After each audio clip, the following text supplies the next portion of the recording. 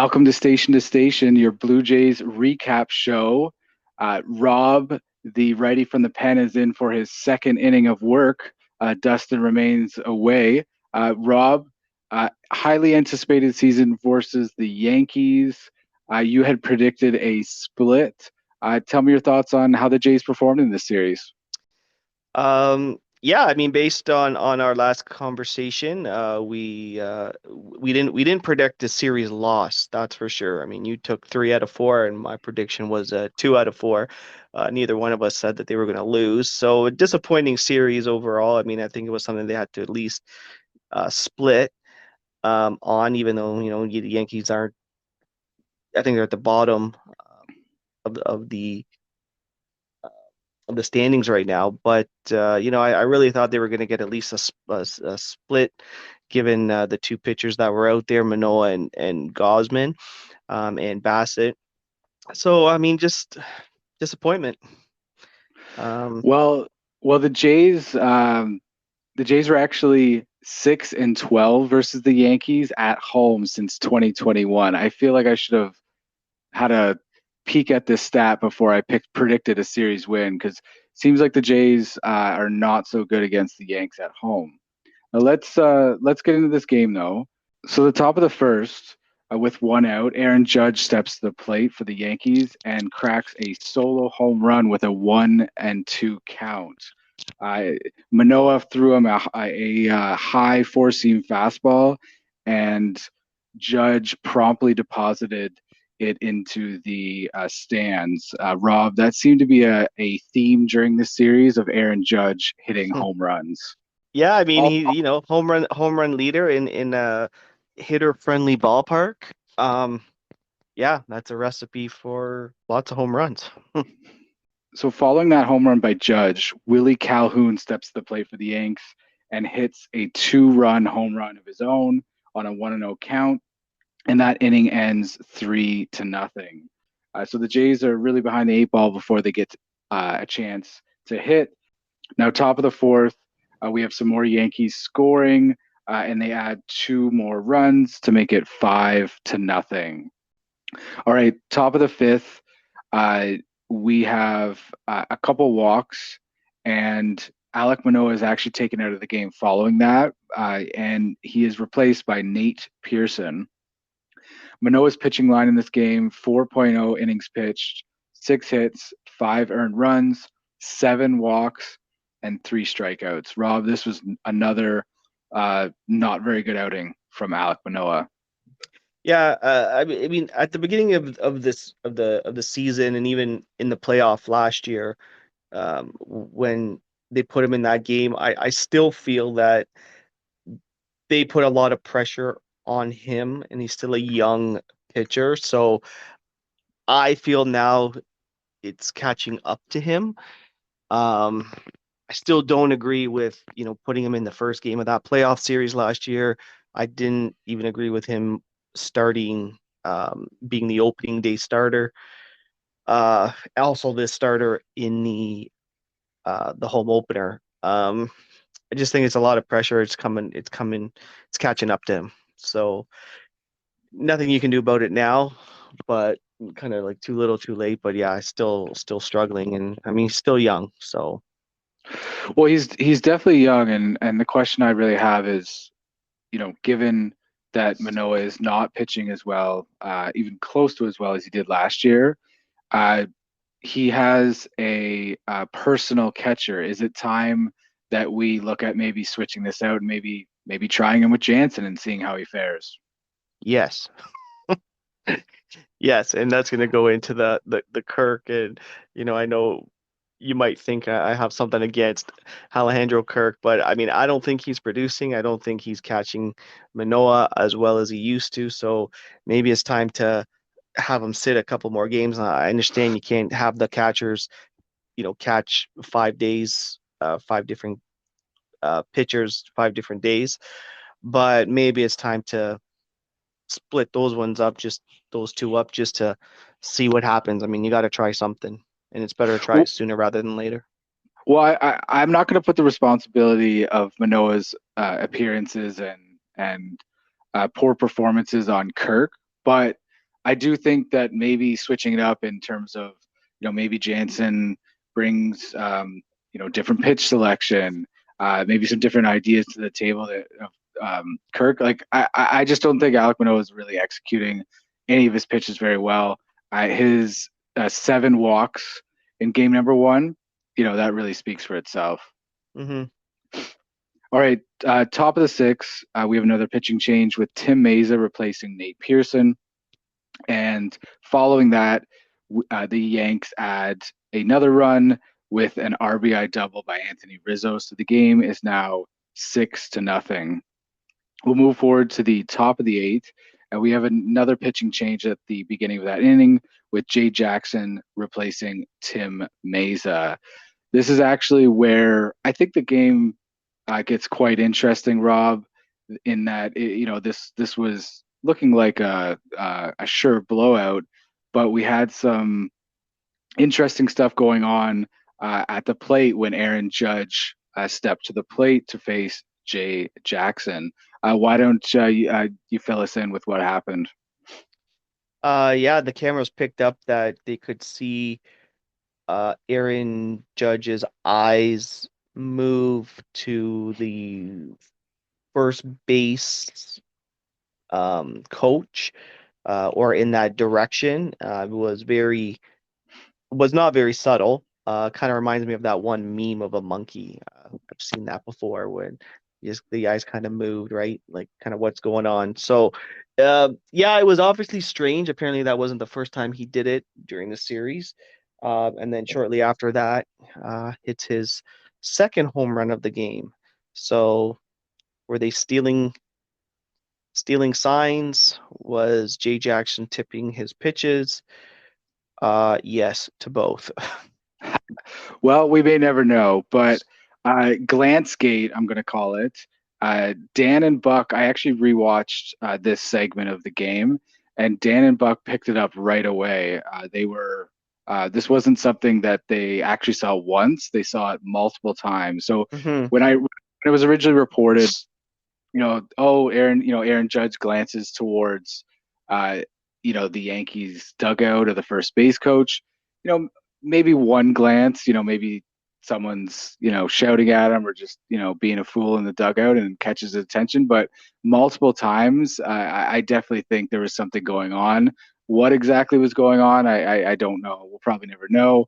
But they did seem to be caught in the act of cheating. Now, saying that, we will get into when we talk about game number two. There was more New York Yankees shenanigans, but this series was definitely the most interesting of the season so far. Yeah, that's for sure. And I think there was another player that was caught glancing too. I mean, it- I mean, I'm not a baseball player, and I don't know enough about tipping pitches, but you know, if somebody is showing a tell, like in poker, you pick up on that tell, and then you can maximize your winnings based on that. If the Jays are tipping pitches or if the Jays are not protecting themselves, then I do think it's okay if another team is like picking up on something and giving them the advantage. That is on the Jays. Now, if it was electronic and they had buzzers and other stuff going on, I mean, yeah, you probably want to be a bit more subtle when doing that. But hey, if something is picked up, if they're hearing because of PitchCom, because I think Brandon Belt had PitchCom in his hat. There was a potential that maybe it was too loud and they could hear what was coming and then signal to one guy and then Judge looks over.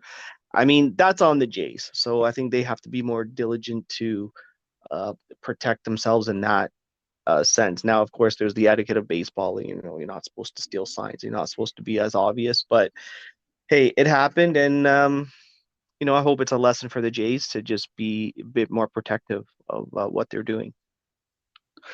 Well, I have no problem when, if you're noticing something, a pitcher's doing in his windup or his preparation or anything like that, that indicates, this pitch is likely coming. I have Right. no problem with that.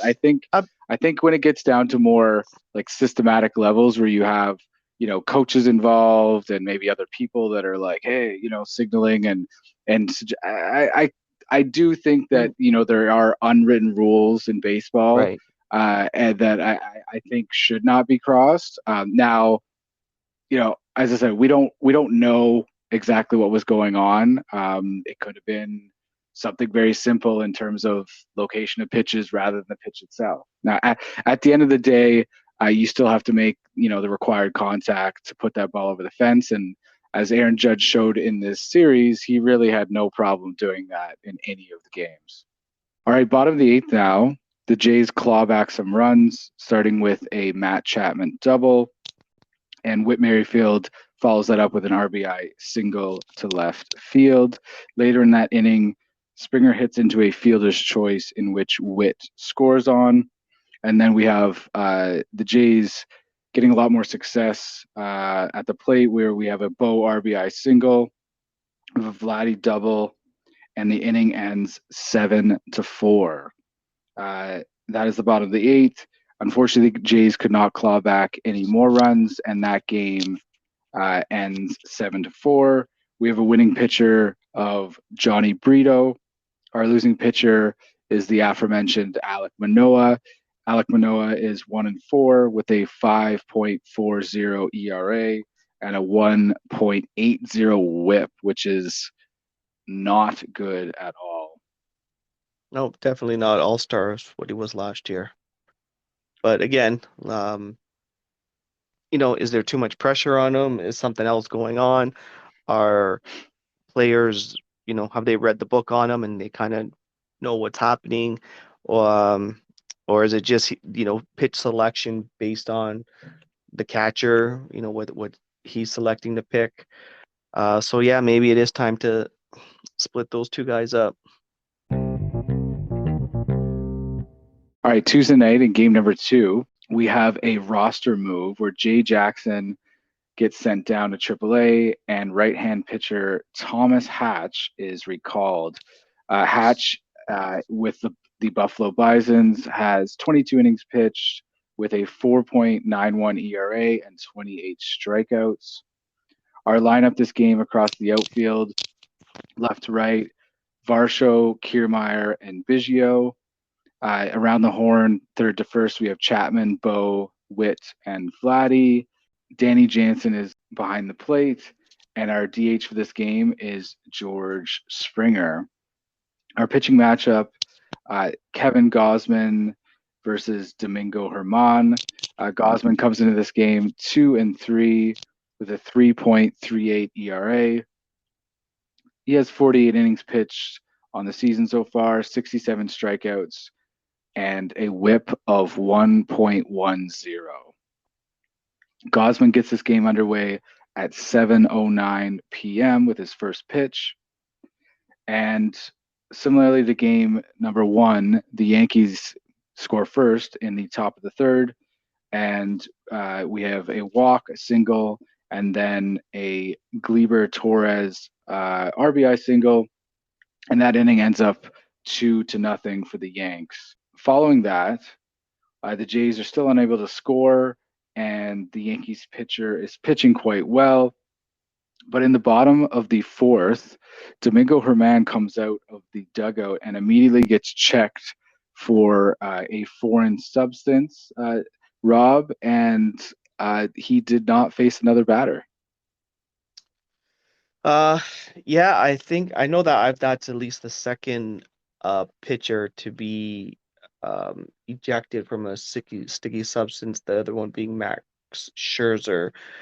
Um, I mean, my thoughts on that are obviously he was using something. I seem to remember with Max Scherzer, they said like the the umpires say to the pitchers, okay, go back and wash your hands, but they don't say how to wash them or what to use. They just say go back there and wash your hands. And I think with the resin, when you mix that with water, it makes your hands a bit stickier. So when he comes back, he might have thought that he washed his hands, and it turned out it made it worse. Does that mean he knew what he was doing? Of course, they know what they're doing. Something was going on there, and he just basically got his hand caught in the cookie jar, pun intended there. So, you know, he was cheating, and the repercussions that had on the game were huge, right? Because he did three great innings, and you wonder that, if he wasn't cheating, where the Jays maybe they wouldn't have been able to get a hit, maybe they would have been able to get somebody on base, maybe somebody would have walked, which could have triggered a snowball effect that they might have actually been able to score. The other part of that is when you send him out, you're now bringing in their Yankees reliever, which was Ian Hamilton. Um, so he now comes in with maybe not enough time to warm up, and in doing that, ends up pulling a groin, and he has to be taken out of the game. So now the Yankees don't have um, Domingo Herman anymore. Now they don't have Ian Hamilton, which now has an impact on their own team. We're just focusing on the Jays right now, and you just wonder if they weren't cheating, would the game have turned out a lot differently? I believe it would have, but um, you never know. So they know what they were doing. He knew what he was doing. He knew he had something sticky on his hands, and the umpires were like, "This is the worst they've ever seen." So 10-game suspension was deserved. Well, he actually had something similar with this same umpiring crew in a previous game, and that's when they Right, told him, "Hey, bud, go wash your hands. Your hands are a right, little sticky." Well, there was no opportunity for him to wash his hands in this game. mm, Every umpire actually inspected him, right. and Which you don't see all of very often. Yeah, you don't see ever all the umpires trotting in and like patting yeah. Get a load of this. Yeah, yeah, get a load. That's exactly what it was. Get a load of this. And he was subsequently thrown out of the game. And as you said, as a result of a foreign substance violation, he has been suspended for 10 games. Now, top of the fifth now, the Yankees hit a solo home run, and that half inning ends 3-0. The Jays strike back though in the bottom of the fifth, and we have a Kevin Kiermaier. George Springer follows that up with a single. Bo doubles, which brings Springer in to score, and then Vladdy steps to the plate and hits an RBI single of his own, and the inning and game is now 3-3. It remains that way until the top of the eighth, and we have our first pitching change of the game, where Eric Swanson replaces Kevin Gausman. Kevin Gausman's pitching line: 7.0 innings pitched, 5 hits, 2 earned runs, 2 walks, and 10 strikeouts. Rob, another amazing outing by Gosman. Nothing more you can ask from him. yeah. Continues to do well. I mean, and I was super happy when they signed him last year. It goes to my point again, going back to the playoffs last year and this year, that Gosman should have been the opening day starter, should have been the home opener starter, should have been the playoff starter, to sort of set the pace for a series. And I think, if you set that, put him as number one, maybe the Jays come out as a win. And now maybe you're splitting the series. So but continues to do a great job, and I hope he continues throughout the year. So, following that pitching change, Vladimir Guerrero actually tweaks his knee, fielding a shallow bunt that was popped up to him at first base. He actually stays in the game for now, but that will have some repercussions for the rest of the series. The Yanks in that inning then hit a single, and then Aaron Judge hits a 2-run home run on an 0-1 count. And this was another towering shot, Rob. Yeah, and I think when he came up, I know I was scratching my head being like, why don't you just walk this guy? Um, I think they had an open base. He was clearly crushing the balls. He was clearly he likes hitting at the Rogers Center. I think there was a couple of times in this series where I feel they should have walked him and they didn't. And that was whether it's a mistake. I mean, like I'm not a coach, but I think in that opportunity, I probably would have put him on. Well, or throw him a better pitch. They're actually talking about in the broadcast after the game that on that particular home run, Swanson actually throws Judge's third best pitch. So Swanson, has two really good pitches, and I guess he mixed in this third, and really it Yeah, was that's the one. Yeah. bad time to do that. So Yeah, you want to like if you're getting beat by your best pitch, that's one thing. But he clearly got beat on his one of his third best pitch. So and he's a great hitter, but I mean, why not just put him on? You know what he's been doing. You have an open base. Try your luck with I don't know. I don't remember who was after him, who was after Judge, but try your luck with them. Just put him on. Don't put yourself through that drama of another home run, which he gets. well, and that is a crucial time of the game. Is the It was tied 3-3. Hmm. Now, top of the ninth, we have our final pitching change of the game where Anthony Bass replaces Swanson, and the Yanks add a run, and the game and inning ends 6-3. The winning pitcher is Ryan Weber. Our losing pitcher, Eric Swanson. Just note, Kevin Gosman, although he gets a no decision, and I do actually feel really bad for Kevin Gosman because I think he's been immense this year on the mound, but he just hasn't either got the run support or it's maybe come Hmm. at the wrong time. But his ERA improves to 3.27, and he actually leads the American League in strikeouts with 77 at the time of recording. All right, game number 3. Jays enter this game now having have lost 2 games to the Yanks. We don't have any roster moves before this game, Rob, but Vladimir Guerrero is out injured. He's listed day to day with right knee discomfort. So the MRI must come back. Uh, no issues, but I guess maybe I don't know if he maybe jarred something on that particular play because it just kind of looked awkward. But he basically is for the most part out for the rest of the series. Yeah, I mean, it was pretty noticeable tweak to his knee. I mean, like we talked about before when he did that dive into second base. I mean, he plays hard, and if he doesn't get injured doing something like that, he could get injured doing something as easy as just catching a routine fly ball. So, hopefully it's nothing more serious. Just a tweak. I mean, obviously, when your franchise player is out for a game and not even acting as your DH, it's going to have an impact um, on the team. Well, and I think it definitely did. They definitely missed him in the next 2 games. Let's talk about the lineup of game 3. So across the outfield, left to right, we have Witt, Varsho, and Springer. Round the horn from third to first, we have Matt Chapman, Bo Bichette, Santiago Espinal, and Brandon Belt. Our catcher this game is Alejandro Kirk, and our DH is Danny Jansen. Pitching match of this game, Chris Bassett versus the Yankees ace Garrett Cole. Bassett comes into this game 5-2 with a 3.49 ERA. His whip is 1.08.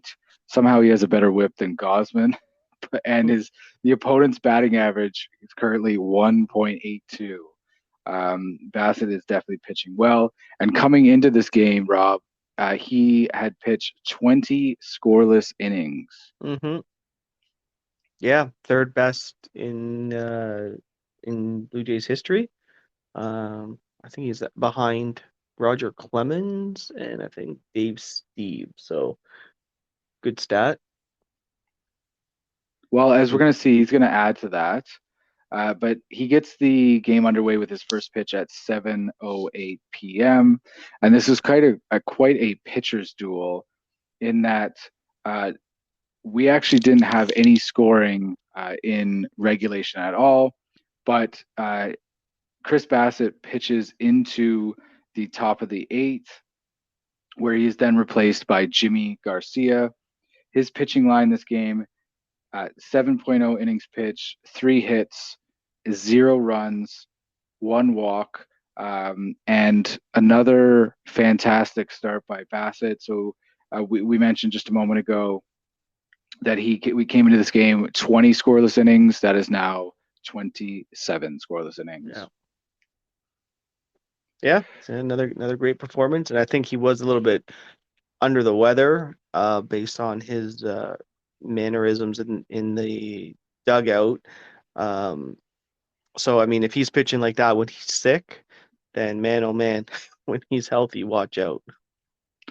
Well, and he definitely in that seventh inning, he was looking very labored, and I was actually shocked he was even staying in, but he he toughed it out, and it made the pitches that he needed to make, and frankly, this team is needing Chris Bassett right now.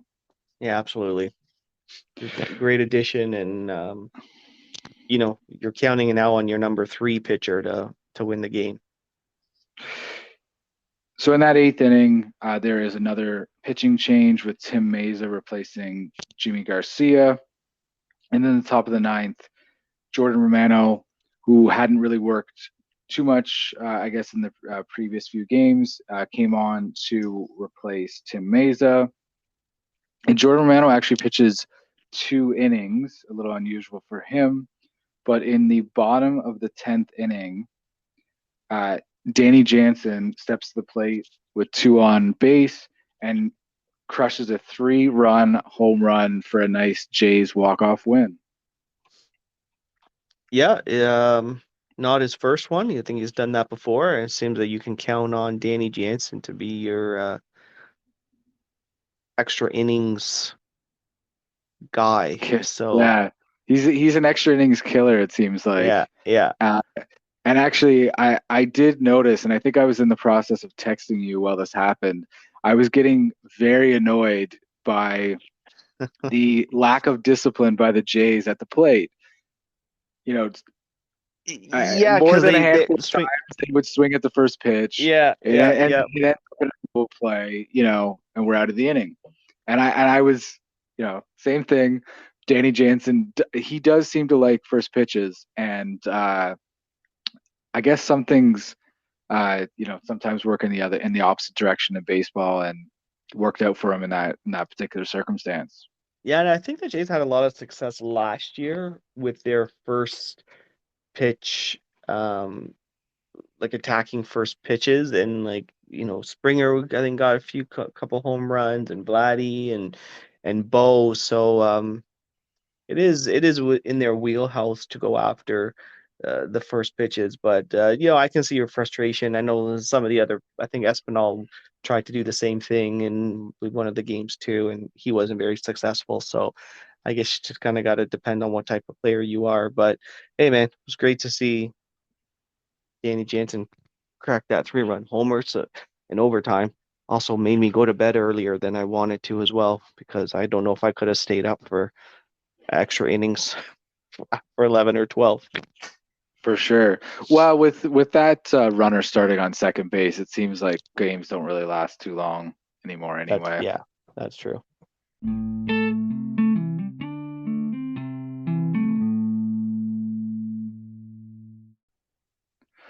All right, game number 4.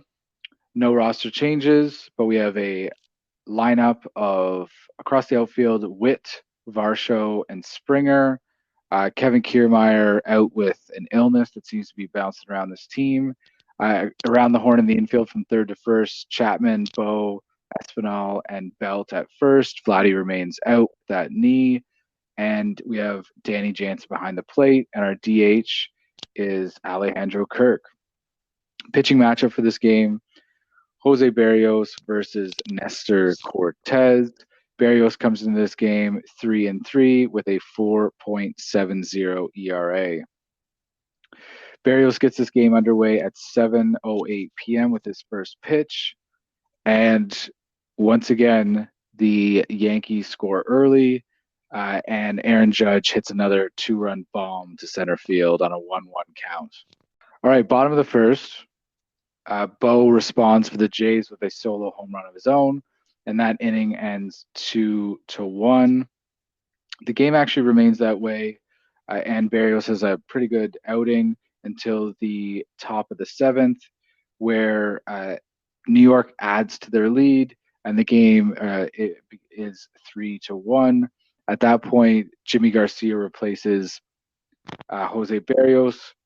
Barrios' pitching line in this game: 6.2 innings pitched, 6 hits, 3 earned runs, 1 walk, 8 strikeouts, and 1 home run given up. Rob, I think another good outing from Barrios. Yeah, it starts off rough. I was a little bit annoyed because you gave that home run to Judge again. Um, but I mean, seemed to settle down and pull out, yeah, a good out, another good outing. Bottom of the seventh now, the Jays respond. We have a Witt walk, a Jansen single. Kirk walks as well. Brandon Belt flies out to left field. Unfortunately, unable to score push any runs in on that one. Yeah, it But wasn't then even a Vladimir, deep, not even a deep.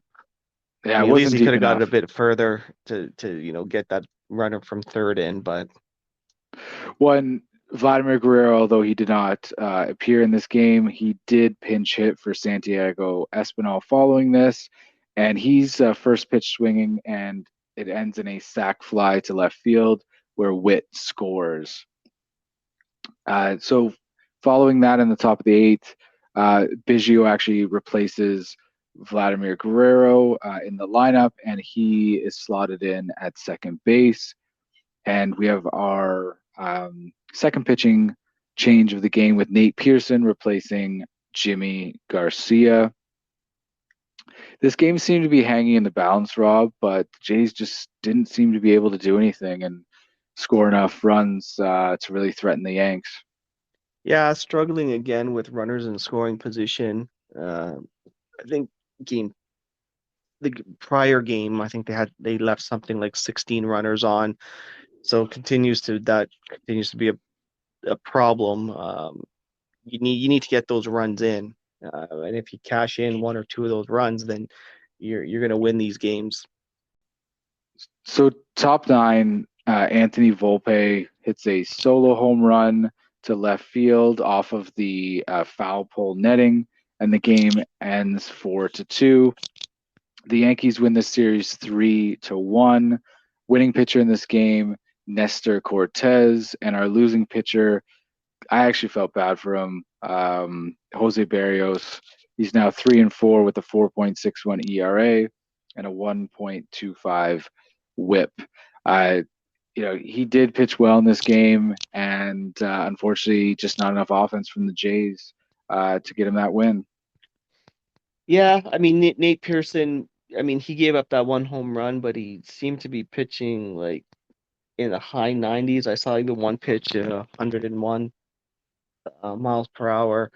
I mean that's some strong stuff. Maybe he's not that great for more than three batters. I think he was maybe five or six, and I think he gave up that home run for his batter number. I think it was his fifth batter. So maybe something to keep an eye on is just keep him in for three batters in different leverage situations. But yeah, offense again continued to struggle. Um, Alejandro Kirk, I don't know, I would have probably pinched hit. I would have put Vladdy in for him. I know he got on base, but I think if maybe Vladdy comes in with two runners on, maybe gets a different pitch selection, maybe he's able to punch something out, another single or double or something. I don't know. Not that I'm trying to hate on Kirk, but I just think he's just been overrated, and yeah, I just don't think he's producing. Well, Kirk in that fashion seems to be similar to a few other players on the roster right now. Um, but we move forward. The Jays series are 25-19 and remain third place in the AL East, although they are tied with the Yankees now. The Yankees have one more loss than the Jays, so I don't know if that's some kind of tiebreaker, but they are 6.5 games back from the Tampa Bay Rays. Next up, we have a 3-game weekend series against the Baltimore Orioles. Rob, can you give us maybe a prediction for the upcoming series? I would like to say that I think the Jays need to sweep the series to make some ground, um, make some ground up. Do I think they're going to sweep? No. You need to at least take the series. Unfortunately, with Kikuchi on the mound tomorrow and Manoah on Saturday, and given the way Manoah's been pitching, um, I think I'm going to say that, yeah, I think Baltimore is going to take the series 2-1.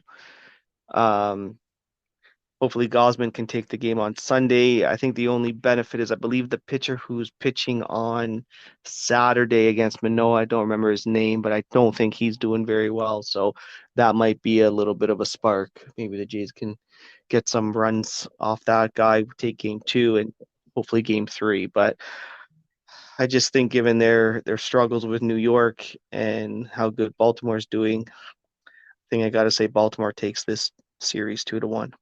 I'm gonna I'm gonna go a little different and say that the Jays win this series. I think when the Rays came in, undefeated, they were this kind of Titanic team, and the Jays handled them relatively well. And I think the Jays are going to handle the Orioles similarly, although I do think it's going to be three tight games. Mm-hmm. Before we go, though, Rob, can we have your player of the series?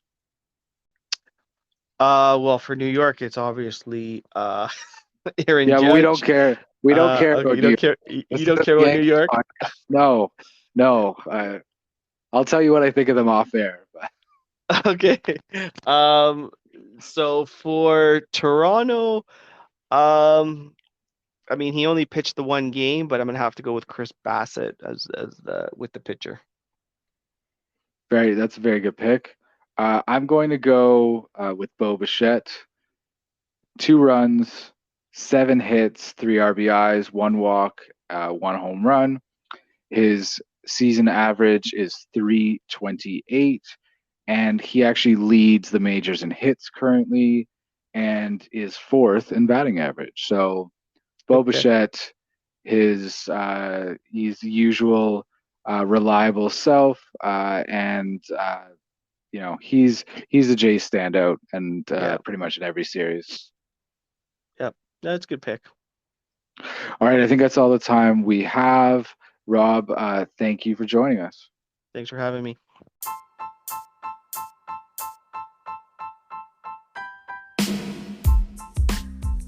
This has been Station to Station here on Organized Chaos Sports. We will be back early next week to review the 3-game weekend series versus the Baltimore Orioles. Thank you for listening, and we hope that you enjoyed.